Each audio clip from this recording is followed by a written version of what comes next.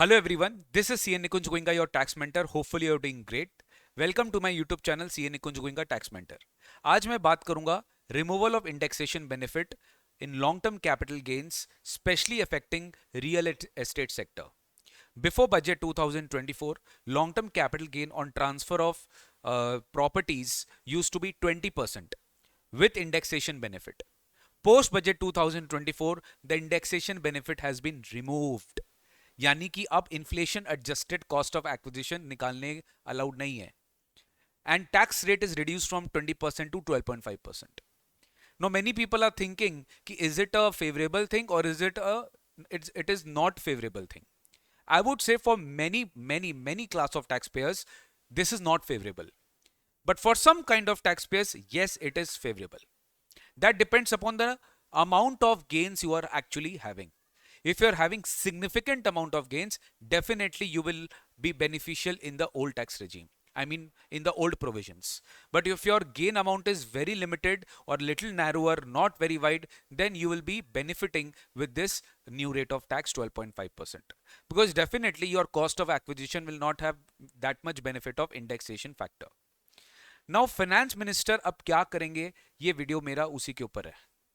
Sir in coming days you must be thinking कि बहुत सारे सोर्सेज के थ्रू, बहुत सारे वेटरन्स के थ्रू, फिनेंस मिनिस्ट्री के इंटरनल ऑफिशियल्स के थ्रू कई सारे हमें न्यूज़ में देखने को मिलता है कि may be possible that even government is considering the request of reinstating this indexation benefit.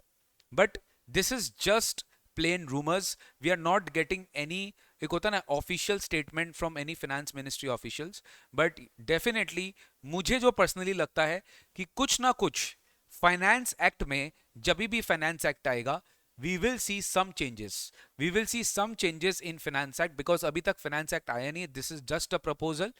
This is just a proposal and already इस पे बहुत डिस्कशन चल रहा है in the finance ministry. Definitely we can expect कि कुछ ना कुछ चेंजेस गवर्नमेंट इसमें करेगा, क्योंकि रियल एस्टेट में इतना बड़ा इम्पैक्ट प्रॉपर्टीज में, चलो मानते हैं शेयर्स एंड ऑल में उन्होंने किया, सपोज चलो मानते हैं, फिर भी बट प्रॉपर्टीज में करना रियल एस्टेट में मेरे हिसाब से इट्स अ वेरी एक होता है ना negative tax, negative point of view. Because यहाँ पे टैक्स की जो लाइबिलिटी है, टैक्स की जो अमाउंट है, टैक्स की जो आउटफ्लो है, वो बहुत बढ़ जाएगी. सर मैं आपको अभी एक एग्जांपल दूंगा. फाइनेंस बिल 2024 के पहले क्या कैपिटल गेन्स आता है और फाइनेंस बिल 24 के बाद क्या कैपिटल गेन आ रहा है एक पर्टिकुलर सिचुएशन में. आप देखो, एक प्रॉपर्टी है, मान के चलो मैं उस प्रॉपर्टी को 2001 में परचेज किया था. इसी साल से हमें इंडेक्सेशन फैक्टर मिलता है. ये प्रॉपर्टी जो मैंने 2001 में परचेज किया, मैंने करंट ईयर इस प्रॉपर्टी को सेल कर दिया. मैंने प्रॉपर्टी परचेज किया था 30 लाख रुपीस में. अब इसी प्रॉपर्टी को मैं 140 लाख में बेच रहा हूं. इसी प्रॉपर्टी को मैं 140 लाख में बेच रहा हूं. I am transferring the property eight 140 lakh. आप बोलेंगे यार 30 लाख में खरीदा, 140 लाख में बेच रहे. अरे भाई, ये 2001 में परचेज किया था, ठीक है ना. ये 2001 में परचेज किया था. अप्रोक्सीमेटली 23 ईयर्स बाद मैं इस प्रॉपर्टी को बेच रहा हूं. डेफिनेटली 30 लाख का जो प्रॉपर्टी 2001 में था, अब 2024-25 में आते आते जब मैं इसको इन्फ्लेशन के पॉइंट ऑफ व्यू से समझूं, इसका मतलब अभी ये जो फैक्टर है, अभी करंटली सीबीडीटी ने 363 फैक्टर नोटिफाई करके रखा है फॉर पर्पस ऑफ इन्फ्लेशन, जो कि 100 मान के रखा गया था इन 2001. तो गवर्नमेंट के हिसाब से अभी 3.63 टाइम्स आपका वैल्यू बढ़ जाएगा इस पर्टिकुलर प्रॉपर्टी का. मतलब इतनी की महंगाई हो गई है, इतना इन्फ्लेशन हो चुका है. तो जो 30 लाख का प्रॉपर्टी है 2001 में, 2024-25 में इसका 3.63 टाइम्स बढ़ा दो, तो ये हो गया आपका indexed cost of acquisition, inflation adjusted cost of acquisition. तो 109 लाख अप्रोक्सीमेटली आपकी इंडेक्स्ड कॉस्ट ऑफ एक्विजिशन आती थी, यानी अब आपका कॉस्ट हायर होता था. अब आप इससे 140 लाख में बेचोगे तो डिफरेंशियल गेन आपका निकल के आएगा अप्रॉक्स 31 लाख. इसमें आप long term capital gain 20% apply करते तो और आपका टैक्स 6 लाख पॉइंट 22, मतलब 6,22,000 अप्रोक्सीमेटली आता था. अब इसी सिचुएशन को आप फाइनेंस बिल 2024 के प्रोविजंस के हिसाब से अगर आप देखेंगे तो आप देखो कितना ज्यादा डिफरेंस आ रहा है. प्रॉपर्टी सेम वैल्यू में बिक रहा है, लेकिन ये जो इंडेक्सेशन था ये आपसे हटा लिया गया है और ये कॉस्ट ऑफ एक्विजिशन ही आपका एज इट इज ले लिया जाएगा. इसमें आपको इंडेक्सेशन बेनिफिट नहीं दिया जाएगा. और आपकी जो डिफरेंशियल गेन है वो स्ट्रेट अवे 110 लाख मान ली जाएगी डिफरेंस, और इस पे आपको गवर्नमेंट 12.5% टैक्स करेगी। गवर्नमेंट तो ऐसा इंडेक्सेशन हटाया कि जैसे रेट ऑफ टैक्स 5% कम कर दिया, यानी 5% तक कर दिया। भाई आपने 12.5% टैक्स रखा है, और आपका जो टैक्स लायबिलिटी है आप देखो उसका सीधा डबल वैल्यू आने वाला है, ऑलमोस्ट डबल से भी ज्यादा वैल्यू इसका टैक्स लायबिलिटी आ जाएगा इस पर्टिकुलर सिचुएशन में। आई होप यूर अंडरस्टैंडिंग, क्योंकि इसमें गेन सिग्निफिकेंटली हायर था। ऐसे कुछ चेंजेस हैं, ऐसे कुछ केसेस है जहां पे न्यू प्रोविजंस में आपको फायदा भी है, ऐसा नहीं है, तो वो केस टू केस डिपेंड करता है।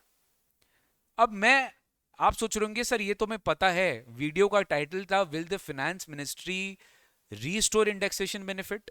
देखिए ये मेरा पर्सनल ओपिनियन है कि इसमें कुछ ना कुछ चेंजेस तो आएगा, ये as it is bill pass होना मुश्किल है। फाइनेंस एक्ट में, ये मेरा पर्सनल ओपिनियन है, कुछ ना कुछ चेंजेस गवर्नमेंट इसमें करेगी।